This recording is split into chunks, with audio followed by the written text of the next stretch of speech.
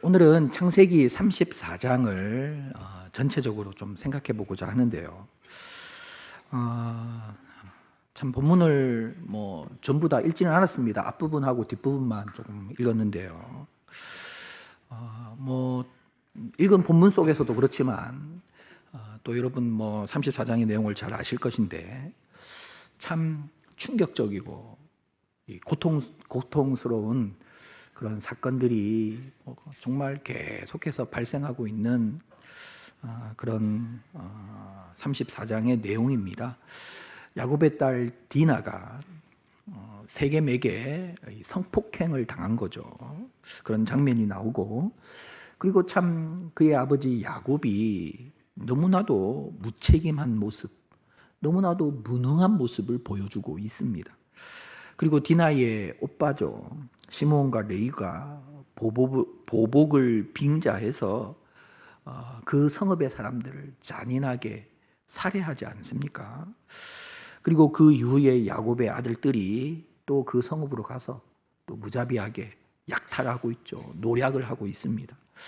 이런 충격적인 사건들로 가득한 창세기 이제 오늘 본문 34장인데요. 솔직히 이제 설교자 입장에서 보면 이 본문은 그냥 좀 넘어가고 싶어요. 설교에도 좀 유월절이 있었으면 좋겠어요. 좀 패스오버 좀 넘어갔으면 좋겠어요. 딱 그런 본문인데요. 더욱이 오늘 본문 34장 앞부분이 33장이지 않습니까? 33장의 내용은 어떠했습니까? 정말 은혜로운 현장이었거든요. 야곱이 이제 하나님을 의지하며 그렇게 기도하지 않습니까? 그리고 하나님의 도우심 속에서 그렇게 담이 쌓여 있었던 두 형제죠, 에서와 야곱이 화해하잖아요. 두 형제의 상봉 끌어안고 막 눈물 흘리며 그렇게 등을 졌던 이 두 형제가 화해하는 이런 은혜로운 장면이 펼쳐지고 있거든요. 그리고 야곱은 가나안 땅, 이 세겜 성읍 쪽이죠, 이 가나안 땅에 들어오게 되었고, 성경에 보면 평안이 왔다라고 기록하고 있거든요. 그리고 그 세겜 지역에서 야곱은 제단을 쌓는 거죠. 하나님께 제단을 쌓고 엘로헤 이스라엘, 하나님이 이스라엘의 하나님이 되신다는 거죠. 이제 야곱은 더 이상 속임수의 사람, 야곱의 삶이 아니라 이제 하나님의 사람의 삶으로, 이스라엘의 삶으로 살아가게 되었다는 것입니다. 이렇게 은혜스럽고 감격스러운 장면이 33장을 통해서 쭉 이어오고 있는데, 33장이 끝나자마자 이어지는 34장을 보면 너무나도 고통스러운 거예요. 너무나도 충격적이고 불행한 사건들이 발생하고 있는 것입니다. 여러분, 도대체 이 34장을 어떻게 우리가 받아들여야 하는 것입니까? 여러분, 성경 많이 읽어오셨죠? 성경 많이 아시죠? 이 34장을 어떻게 이해하고 계십니까? 어떻게 받아들이고 계십니까? 좀 저한테 알려주십시오. 오늘은 어린이 주일인데요. 야곱에게 이 34장에서 발생하는 이 사건들은 사실 야곱이 자신의 자녀들을 신앙으로 잘 양육하지 못했던 측면이 분명 있습니다. 여러분 1절을 한번 확인해 보시면, 레 1절을 보시면 레아가 야곱에게 낳은 딸 디나가 그 땅의 딸들을 뭐라고 하고 있죠? 보러 나갔더니. 여러분 여기 보면 이 원어, 성경을 기록한 히브리어 성경으로 보면 이 34장 1절에서 가장 먼저 나오고 등장하는 단어가 뭐냐? 나갔다라는 단어거든요. 나갔다, 디나가. 레아가 야곱에서 낳은 딸, 그렇게 기록되어 있거든요. 그리고 그 뒤에 그 땅의 딸들을 보려고, 이렇게 이게 순서가 그렇게 되어 있습니다. 히브리어 상으로는. 그래서 이 나갔다라는 말을 가장 강조하고 있습니다. 가장 먼저 기록하면서 이 나갔다라는 단어가 야자라는 히브리어 단어인데요. 이 단어에 히브리에 보면 계속적 용법을 나타내는 와우가 있습니다. 그래서 이 와우 계속 용법이라고 문법에서 이야기를 하는데요. 이 와우라는 단어가 이 야자라는 단어의 접두어로 붙어 있습니다. 와우 야자 무슨 말인가 하면 지금 디나는 한 번 나간 게 아니에요. 뭐라고요? 계속 나간 거예요. 여러 번 계속 나간 거예요. 그래서 디나가 호기심에 딱 한 번 나갔다가 그냥 봉변을 당한 그런 상황이 아닌 거예요.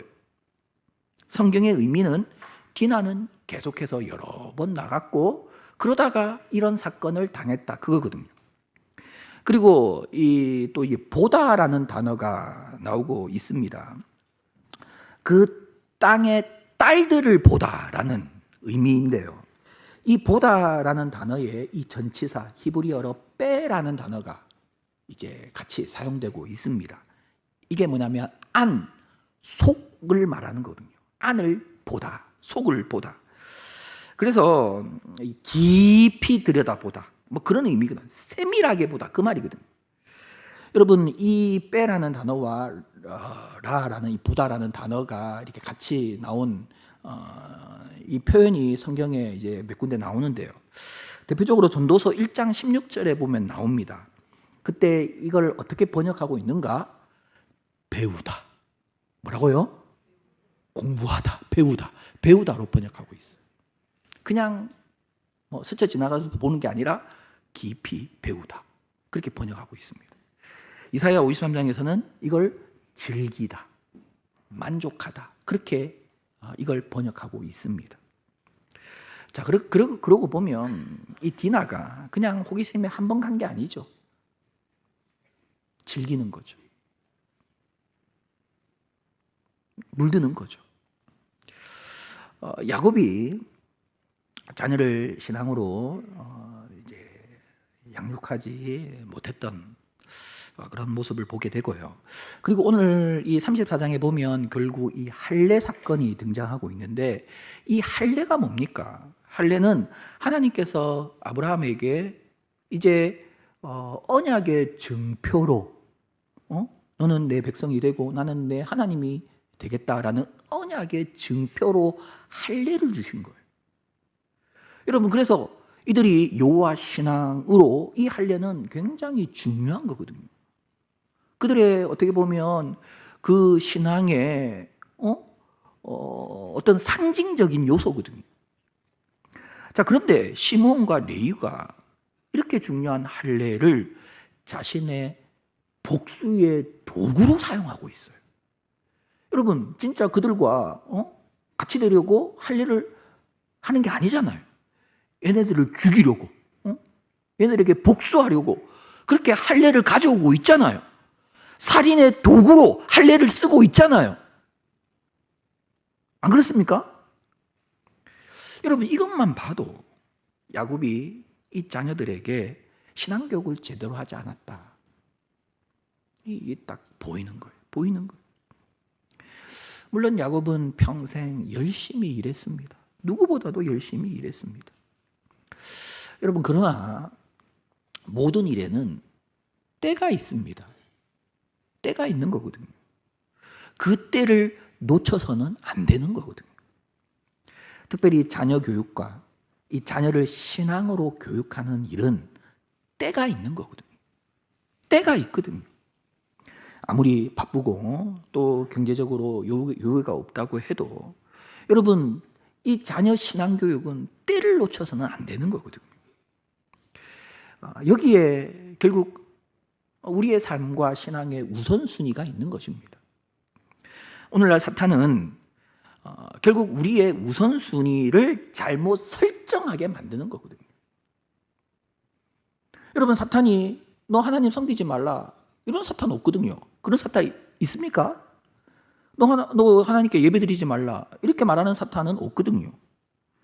있을 수도 있겠습니다만은 이 사탄은 당장, 야, 그것도 중요하지만, 야, 당장 네가 먹고 살아야 하지 않느냐? 당장 네 코가 석자지 않느냐? 그렇게 다가오는 거거든요. 야, 당장 네 자녀의 성적이 지금 중요하지 않느냐? 시험이 코앞에 다가오지 않느냐? 아니, 대학에 입학해서 신앙생활 잘하면 되지 않느냐? 여러분, 이게 사탄의 계략이거든요. 우리의 우선순위를 뒤흔들어 버리는 거거든요. 뒤흔들어 버리는 거거든요. 여러분, 우리는 하나님 중심, 성경 중심, 교회 중심이라고 말하지 않습니까? 여기서 말하는 중심은 우선을 말하는 것입니다. 오늘 어린이 주일을 우리가 맞이하면서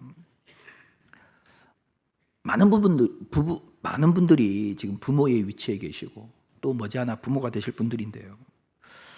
정말 우리가 우리 자녀를 진심으로 위할 수 있어야 합니다.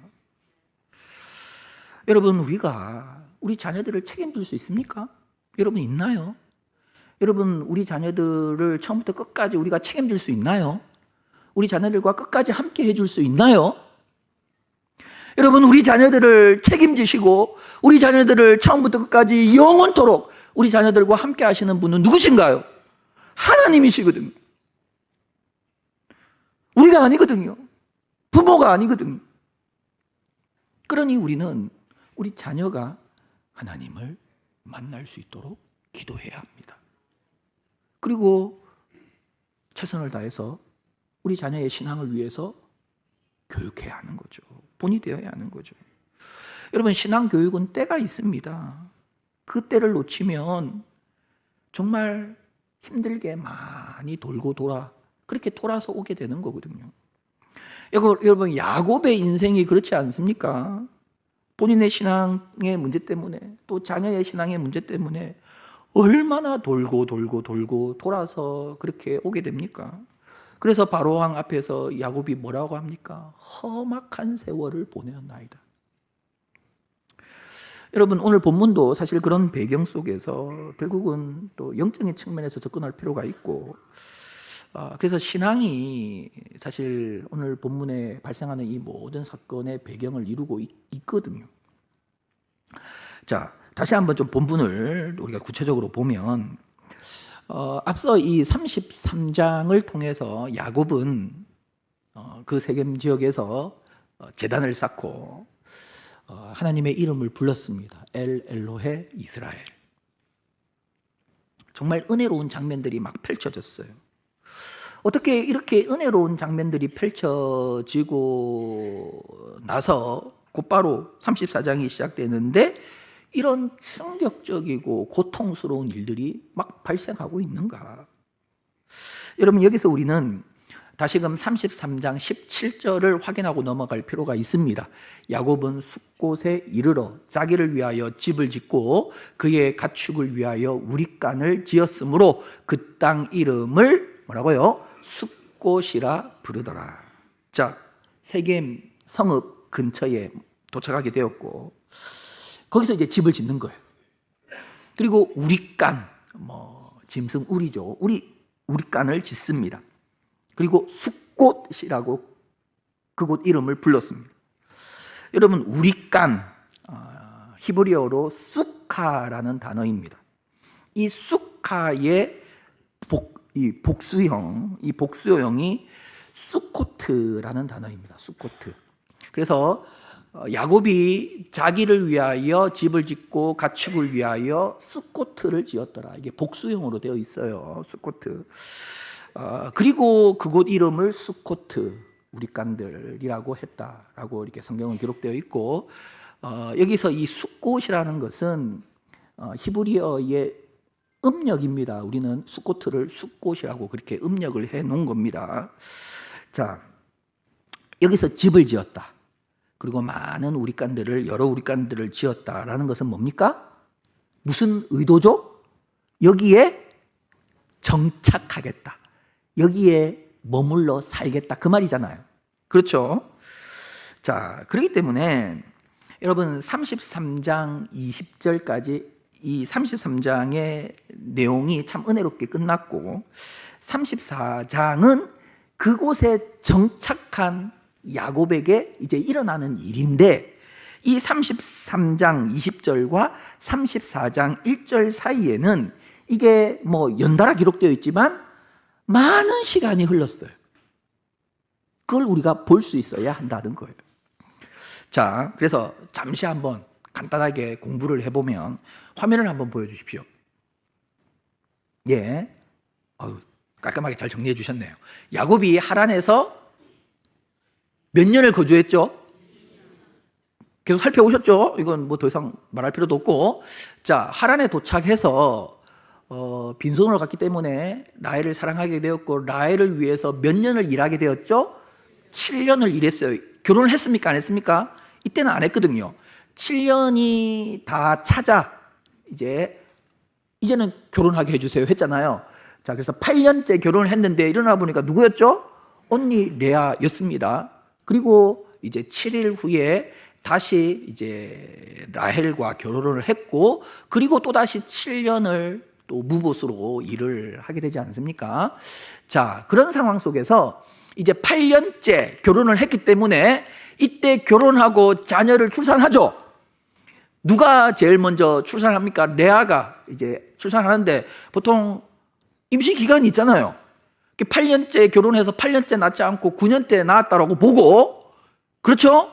그럼 9년째 르번이 태어났고, 그 다음에 레아가 계속해서 출산을 하거든요. 그리고 낳고 또 낳고 10년째 시몬을 낳고 11년째 레위, 12년째 유다를 낳았다라고 보고, 그리고 성경에 보면 레아가 출산을 멈췄다고 하거든요. 성경을 한번 보여주십시오. 29장 35절, 그가 또 임신하여 네 번째 아들 유다를 낳았고 그의 출산이 뭐라고요?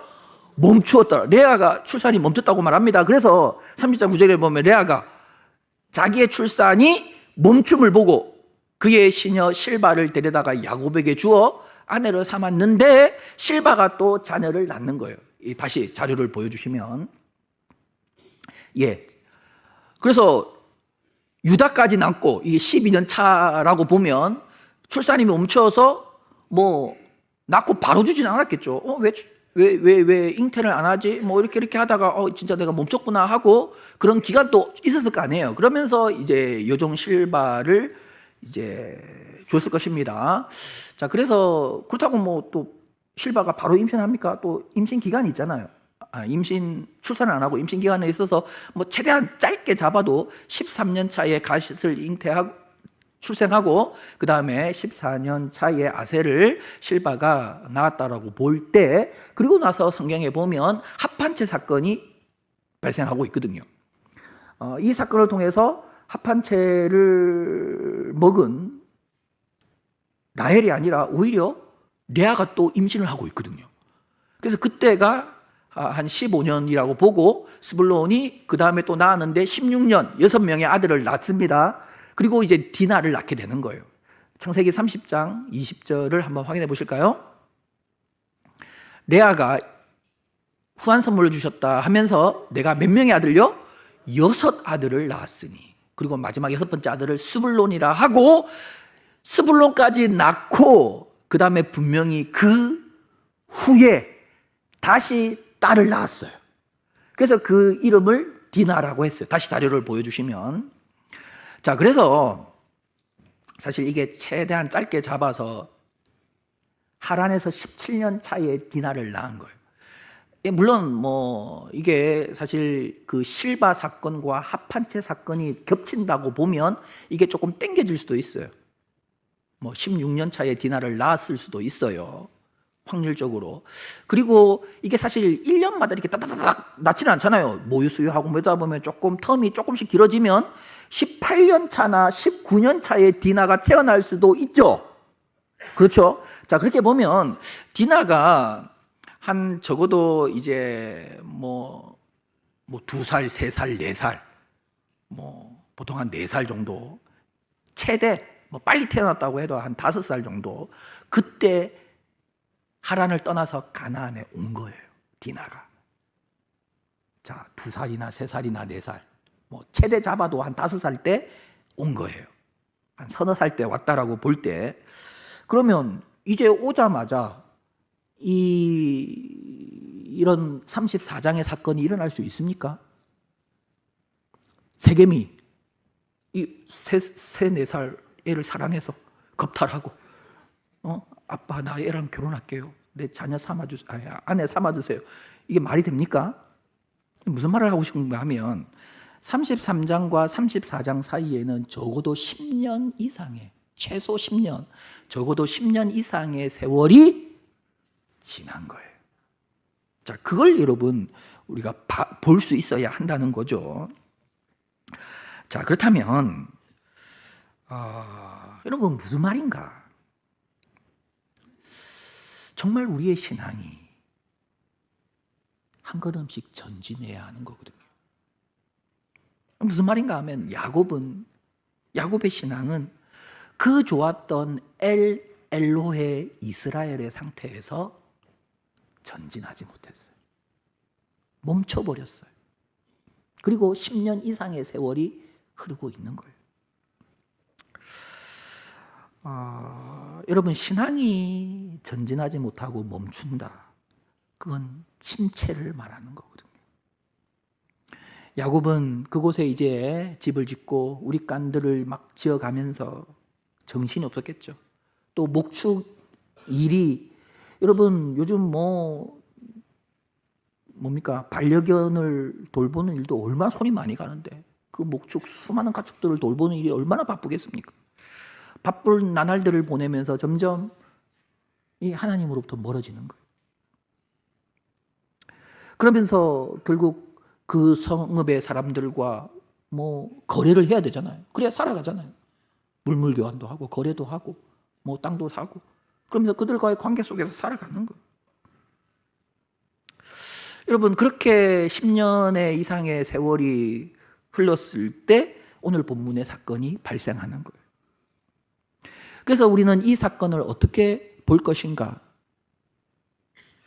어떻게 보면 야곱이 점점 그 세겜 사람들과 교제하고 교류하고 그러면서 그들 속에 동화되어 살아가는 거거든요. 그러니 디나도 그런 아버지의 모습 따라 자꾸 세겜 성읍으로 가는 거잖아요. 그래서 오늘 본문을 그러면 그렇게 그 사람들에게 동화되어 가는 야곱에 대한 하나님의 정죄인가? 하나님께서 그래서 야곱의 가정을 징계하시는 것인가? 라고 우리는 단순하게 생각해서는 안 되거든요. 여러분, 우리가 너무나도 쉽게 어떤 율법적인 잣대로 인과응보적인 사고로 그렇게 어떤 사건과 어떤 상황을 자꾸 판단하려고 하거든요. 이게 우리 죄악된 본성이거든요. 여러분 우리가 마주하는 고통과 환난과 불행이 여러분 다 하나님의 징계의 개념으로만 바라봐서는 안 된다는 거죠. 우리가 잘 아는 말씀 요한복음 9장에 보면 제자들이 태어날 때부터 맹인되었던 자를 가리켜서 예수님께 질문하지 않습니까? 예수님, 이 사람이 태어나면서부터 맹인된 게 누구의 죄 때문입니까? 그의 죄 때문입니까? 그의 부모의 죄 때문입니까? 그때 예수님께서 성경에 나왔네요. 대답해 주시죠. 뭐라고 대답하십니까? 이 사람이나 그 부모의 죄로 인한 것이 뭐라고요? 아니라. 그에게서 하나님이 하시는 일을 나타내고자 하심이라. 그러면서 하나님께서 그를 통하여 하나님의 영광을 드러내시지 않았습니까? 여러분 오늘 본문 창세기 34장이 사실 너무나도 고통스러운 사건이거든요.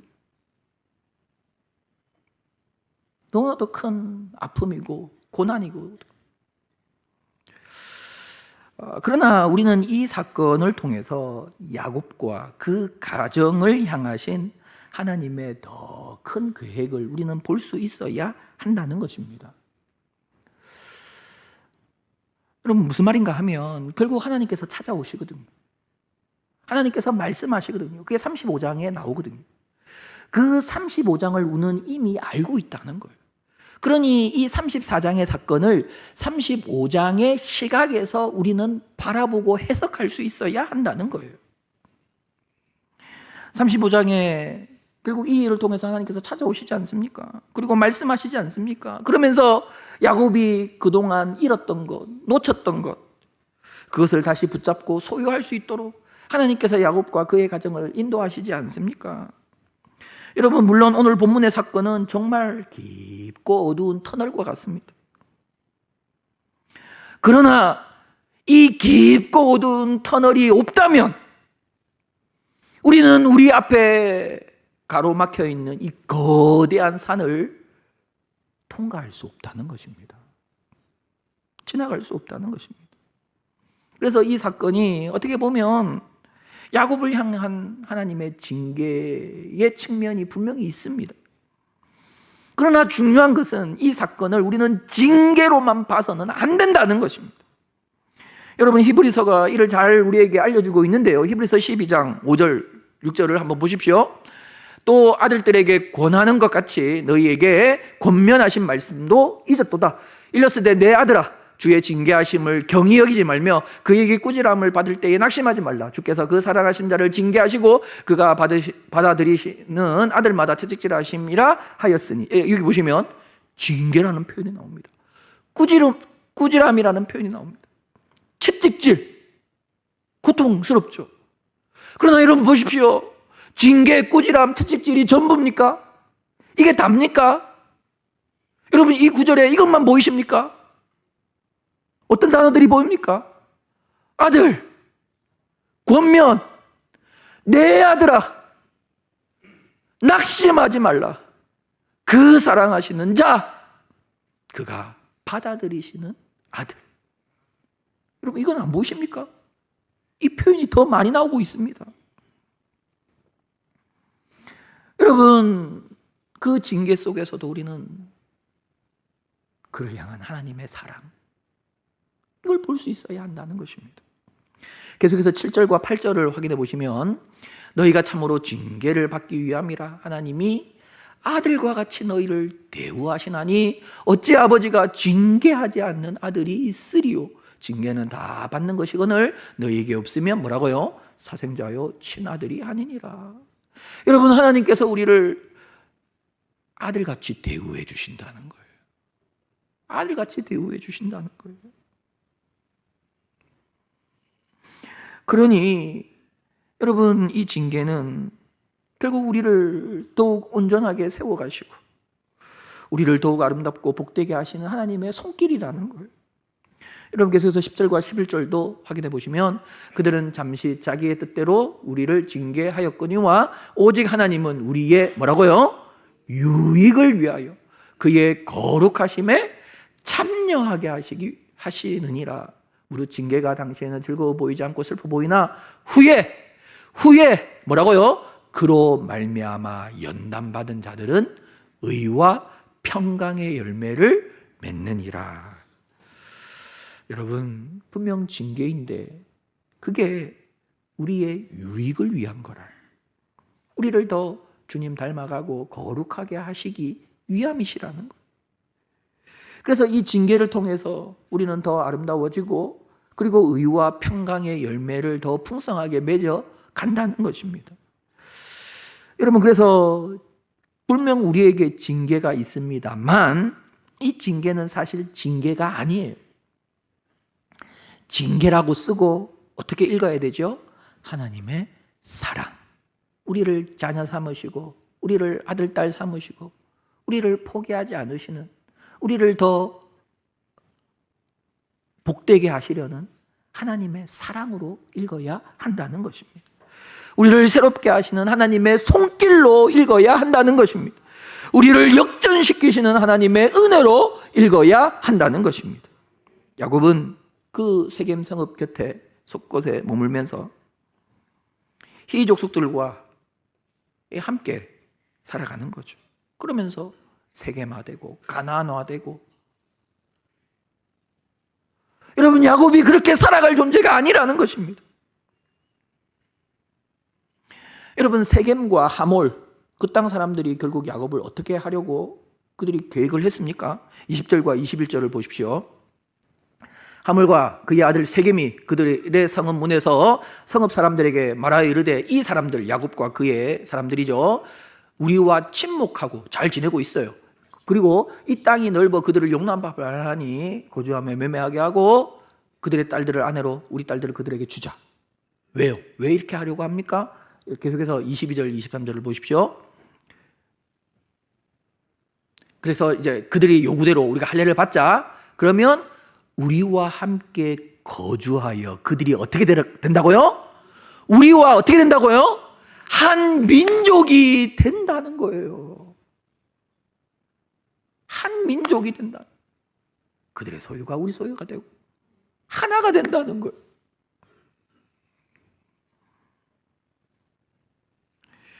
야곱이 세겜 성읍 사람들과 친하게 지내고 잘 지내고 매매하고 거래하고 그러니 이제 우리 하나 되자 그 말이거든. 그래서 이 야곱의 사람들을 다 희족속화하고 가나안 족속화하고 세계화 시키려고 하는 거거든. 여러분, 하나님께서 왜 아브라함을 부르셨습니까? 왜 아브라함을 가나안 땅으로 인도하셨습니까? 왜 죽은 몸과 같은 100세의 이삭을 허락해 주신 것입니까? 그리고 에서와 야곱이 태어나기도 전부터 그 복중에서 왜 하나님은 야곱을 선택하셨고 야곱을 사랑해 주신 것입니까? 왜 이들을 이끌어 그리고 야곱을 이끌어 다시 가나안으로 가게 하신 것입니까?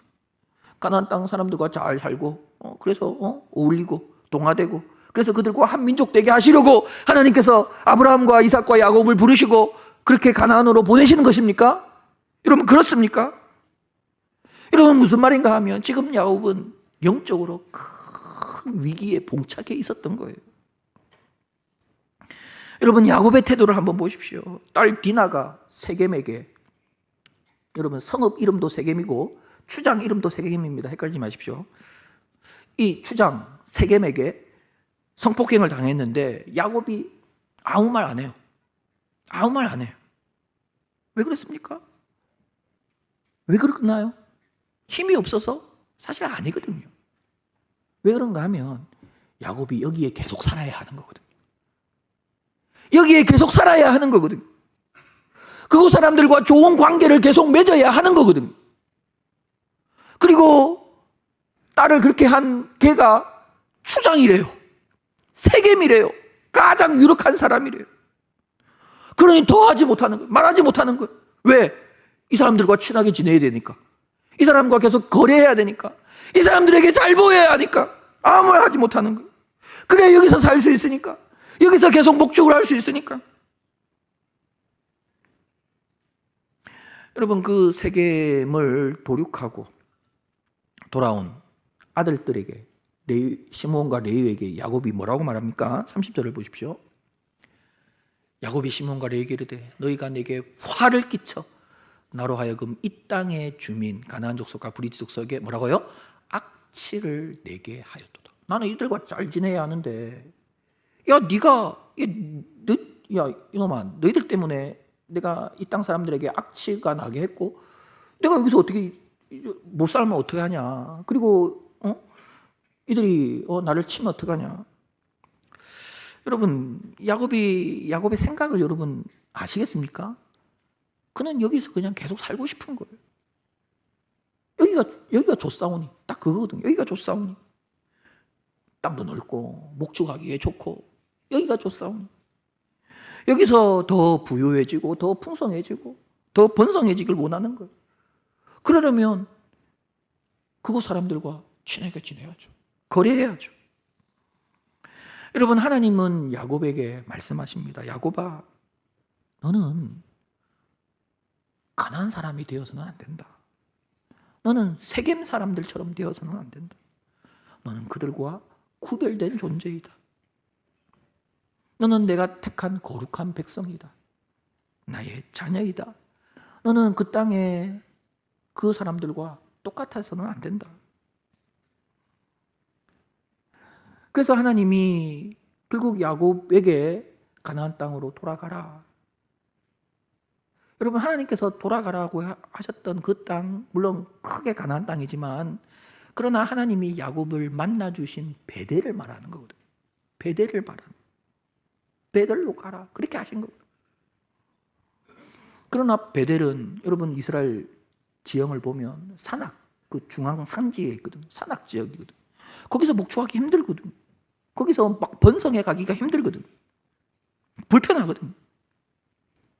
그래도 이 세상에, 이 가나안에, 이 가나안 문화에 물들어서 취해서 살아가는 것이 아니라 아무리 척박하고 힘든 곳이라도 하나님을 바라보고 하나님을 의지하고 하나님의 뜻 가운데 이 땅에서 거룩한 제사장으로 하나님의 백성으로 살아갈 것을 하나님은 말씀하시는 것입니다. 야곱이 이걸 놓쳐버린 거, 이걸 잃어버린 거. 그러니 그의 아들들도 그의 딸도 곁에서 이런 걸 보고 자라는 거죠. 여러분, 결국 참 고통스럽고 너무나도 불행한 사건들이 펼쳐지지만 그러나 이걸 통해서 하나님은 결국 야곱과 야곱의 그 가정을 새롭게 하시는 거거든. 더욱 구별되게 하시는 거거든. 여러분, 우리 양산교회가 120주년을 맞이하지 않았습니까? 지난 120년의 역사를 한번 생각해 보십시오. 정말 어두운 터널과 같은 이 창세기 34장의 사건들 못지않은 사건들이 여러분 120년 동안 얼마나 많았습니까? 나라를 잃은 그 깜깜한 터널이 있지 않았습니까? 전쟁이라는 그 어두운 터널이 있지 않습니까? 이념과 사상의 대립이라는 그 길고 긴 터널이 있지 않았습니까? 무질서와 혼란이라는 터널, 극심한 가난과 헐벗음이라는 터널, 경제 위기라는 터널, 또 최근에는 뭐 이 코로나 팬데믹 이런 터널도 찾아오지 않았습니까? 여러분, 정말 이 코로나 시대에 우리 한국교회는 우리 양산교회뿐만 아니라 짙은 어둠을 경험하지 않았습니까? 세상으로부터 지탄을 받고 그렇게 교회가 손가락질을 당하지 않았습니까? 여러분, 그러나 그 짙은 어둠을 통과할 때마다 교회는 새로워졌습니다. 다시금 하나님의 이름을 붙잡았습니다. 하나님의 이름을 불렀습니다. 하나님을 의지하고 다시금 하나님께로 돌아갔다는 것입니다.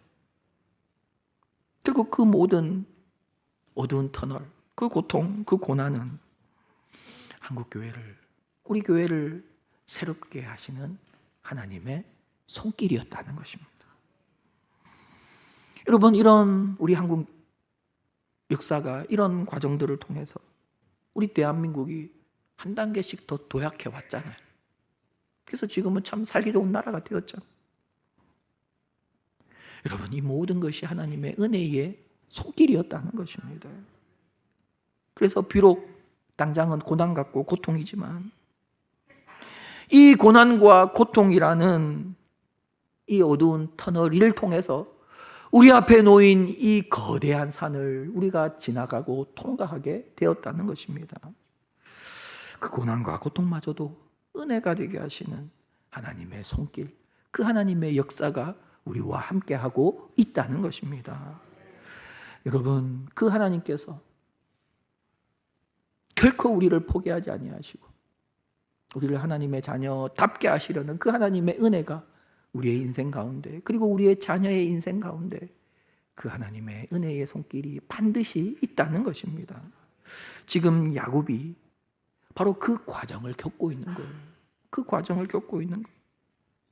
그래서 지금 당하는 이 불행과 같은 이 사건은 단순히 하나님의 징계가 아니라 야곱을 이스라엘 되게 하시는, 다시 이스라엘로 회복시키시려는 하나님의 은혜의 손길이라는 것을 우리는 볼 수 있어야 한다는 것입니다.